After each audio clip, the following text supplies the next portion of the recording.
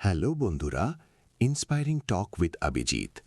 একদল কৃষক চিন্তিত হয়ে পড়ল। নিজেদের ফসল দেখে সবাই হতাশ হয়ে গিয়েছিল। তারপর সবাই দেখল যে কৃষকটি তখনও খুব খুশি, তার কোনো চিন্তা ছিল না। গ্রামবাসীরা মোহনকে জিজ্ঞেস করল, কি হয়েছে মোহন, তোমার সব ফসল নষ্ট হয়ে গেছে, তুমি এখনও চিন্তিত নাও, তুমি এত খুশি কি করে আছো? সে বলল, দুঃখ করার কি আছে?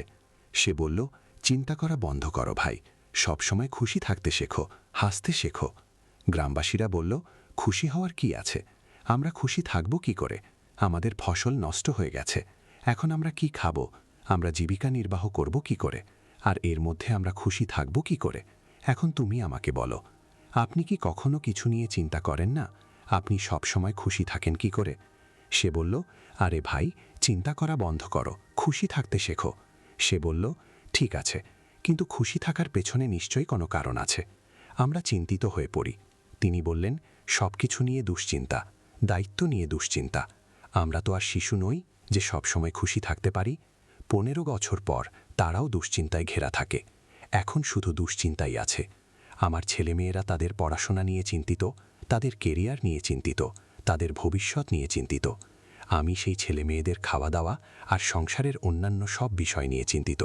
তাহলে একজন মানুষ কিভাবে খুশি থাকতে পারে? তিনি বললেন, খুশি থাকা একটি শিল্প, এবং খুশি থাকাটা নিজেই একটি চিন্তা। গ্রামবাসীরা বললেন, আপনি কি আমাদের এই শিল্পটি শেখাতে পারেন, যে কিভাবে আমরাও খুশি এবং সর্বদা খুশি থাকতে পারি? তিনি বললেন, হ্যাঁ, আমি তোমাদের একটি মজার গল্প বলবো, মন দিয়ে শোনো। এটি আমার ছোটবেলার গল্প। একবার আমি বাবার সাথে জঙ্গলের মধ্যে দিয়ে শহরে যাচ্ছিলাম, কারণ আমাদের ফসল বিক্রি করতে হতো। বাবা তখন খুব চিন্তিত ছিলেন। বাড়িতে কোনো টাকা ছিল না। এখন ফসল বিক্রি করাই ছিল একমাত্র উপায়। আমরা যখন জঙ্গলে পৌঁছালাম, তখন সন্ধ্যা হয়ে গেছে এবং চারিদিক খুব অন্ধকার। আমরা পথ দেখতে পাচ্ছিলাম না।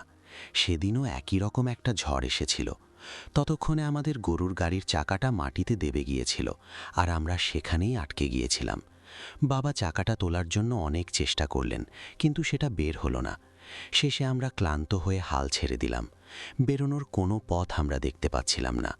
তখন আমরা খিদে ও ক্ষুধায় কাতর হয়ে পড়লাম এবং আমাদের ভয় লাগতে শুরু করলো। আমি বাবাকে বললাম, বাবা, আমার খুব ভয় করছে। বাবা বললেন, চিন্তা করার কোনো দরকার নেই, আমি তোর সাথেই আছি, তুই কেন চিন্তা করছিস? কিন্তু তার কথায় আমার কোনো প্রভাব পড়ল না। আমার ভয় লাগতে শুরু করলো, কারণ জঙ্গল থেকে অনেক শব্দ আসছিল, আর জঙ্গলটা ছিল খুবই নির্জন। বাবা বললেন, আমার ভয় নেই। অনেক চেষ্টার পর আমরা এখানেই রাতটা কাটানোর সিদ্ধান্ত নিলাম। সকাল হলে আমরা দাড়িটা টেনে বের করার চেষ্টা করব, তারপর দেখা যাবে কি করা যায়। কিন্তু আসল কথা সকাল নিয়ে ছিল না, ছিল আজ রাতে কি খাবো। আসার পথে আমাদের যা খাবার ছিল সব শেষ হয়ে গিয়েছিল। আমরা দুজনে বসে কিছু একটা ভাবছিলাম, এমন সময় আলোর ঝলকানি সহ একটি কুঁড়ে ঘর দেখতে পেলাম। বাবা বললেন, তোমরা এখানেই বিশ্রাম নাও, আমি নিজে গিয়ে দেখি, হয়তো কোনো সাহায্য পেয়ে যাব। বাবা চলে গেলেন, আর আমি ভয়ে কাঁদতে কাঁদতে সেখানেই বসে রইলাম। কিছুক্ষণ পর বাবা একজন মহাত্মাকে নিয়ে হাজির হলেন। মহাত্মাকে দেখতে খুব দেবতুল্য মনে হচ্ছিল। তারপর আমরা তিনজন মিলে বল প্রয়োগ করে গরুর গাড়ির চাকাটা গর্ত থেকে টেনে বের করলাম, আর আমাদের গাড়িটা বেরিয়ে এলো। বাবা মহাত্মাকে ধন্যবাদ জানালেন, আর আমরা এগিয়ে গেলাম। মহাত্মা আমাদের কিছু খেতেও দিলেন। আমি বাবার হাতে একটি কাগজ দেখতে পেলাম। আমি তাকে জিজ্ঞেস করলাম, ওটা কি? কিন্তু বাবা আমাদের সে সম্পর্কে কিছুই বললেন না। আমরা চলতে থাকলাম।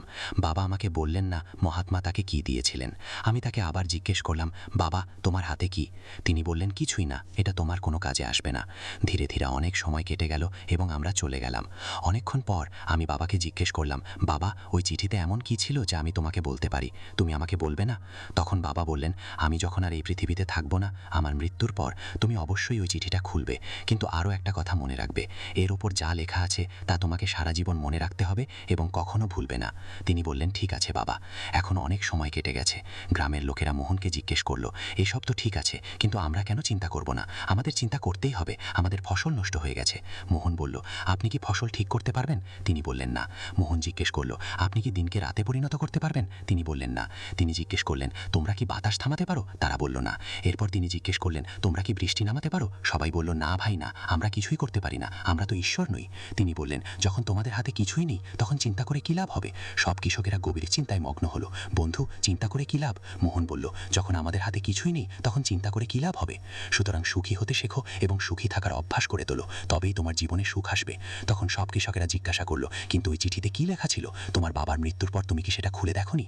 সে বলল, হ্যাঁ, তোমাদের বাবার মৃত্যুর পর আমি অনাথ হয়ে গেলাম, কিছুই ঠিকঠাক চলছিল না। এখন আমার কি করা উচিত তার কোনো উপায় আমি খুঁজে পাচ্ছিলাম না, কারণ তখন আমার কোনো কাজ ছিল না এবং এই চাষের কাজও আমি খুব ভালো করে জানতাম না। তখন আমার মনে হলো যে আমার ওই চিঠিটা খুলে দেখা উচিত, তাতে কি লেখা আছে। তারপর যখন আমি সেই চিঠিটা খুললাম, আমার চোখ ছানা বড়া হয়ে গেল।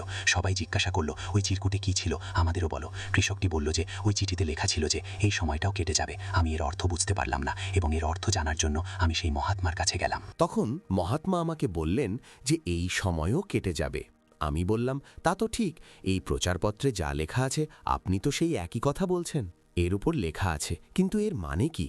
মহাত্মা আবার বললেন, এই সময় কেটে যাবে। এখন আমি রেগে গেলাম। আমি আবার জিজ্ঞেস করলাম, এটা কি তামাশা? আমি এর অর্থ জিজ্ঞেস করছি, আর আপনি এর ওপর লেখা কথাগুলোই আমাকে বারবার বলে যাচ্ছেন। মহাত্মা বললেন, তুমি এখন চিন্তিত ও দুঃখিত। তুমি জানো না যে এটাই সময় এবং সময় কেটে যায়। এই পরিস্থিতি এমন থাকবে না। কিছু সময় পর সবকিছু ঠিক হয়ে যাবে, সবকিছু বদলে যাবে এবং দুঃখের এই মেঘ কেটে যাবে। তাই এই কথাগুলো মনে রেখো, সময় কেটে যাবে, সময় কখনো থামে না। ভালো হোক বা মন্দ, সময় কেটে যায়। তোমার চিন্তা করার দরকার নেই, শুধু নিজের দিকে তাকাও, নিজের হাতের দিকে তাকাও এবং কঠোর পরিশ্রম করতে থাকো। ধীরে ধীরে সময় যাই হোক না কেন, সময় বদলে যায়। মনোযোগ দিয়ে দেখো, কিছুই তোমার হাতে নেই। তুমি অকারণে চিন্তা করছো, অহেতুক সমস্যাকে আরও বাড়িয়ে তুলছো, যা কোনোভাবেই সমাধান করা যায় না। সময় নিজের গতিতেই কেটে যায়, সুতরাং যা তোমার হাতে নেই তা নিয়ে চিন্তা করে কী লাভ? একজন মানুষের সর্বদা প্রতিটি পরিস্থিতিতে ধৈর্যশীল হওয়া উচিত, কারণ যার ধৈর্যের অভাব সে কখনো শান্তিপূর্ণ জীবনযাপন করতে পারে না। শান্তিপূর্ণ জীবনযাপনের জন্য ধৈর্য প্রয়োজন, এবং ধৈর্য তখনই আসে যখন একজন মানুষ মনে রাখে যে সময় কেটে যাবে। সেই থেকে আমার জীবন বদলে গেছে এবং আমি আমার বাকি জীবন এই কথাগুলো মনে রাখব। জীবন, আমি এটা আমার স্মৃতিতে রেখে দিয়েছি। এখন যা কিছুই ঘটুক না কেন আমি চিন্তা করি না, আমি শুধু কঠোর পরিশ্রম করে যাই। আমি সবকিছু ঠিক করার চেষ্টা করি, কিন্তু যা আমার নিয়ন্ত্রণে নেই তা নিয়ে চিন্তা করে আমি কি লাভ করতে পারি? তাই আমি এখন সুখী থাকি এবং আমি মানুষকেও সুখী থাকতে বলি। খুব বেশি চিন্তা করবেন না এবং খুব বেশি ভাববেন না। জীবন চলছে, জীবন কেটে যাচ্ছে এবং জীবন কেটে যাবে। বাকি যদি গল্পটি আপনার ভালো লেগে থাকে তবে এই ভিডিওটি লাইক করুন এবং এই ধরনের আরও গল্প শুনতে পরের দিন গল্পটির জন্য আমাদের সাথে inspiring talk with Abhijit YouTube চ্যানেলে যোগ দিন। ধন্যবাদ।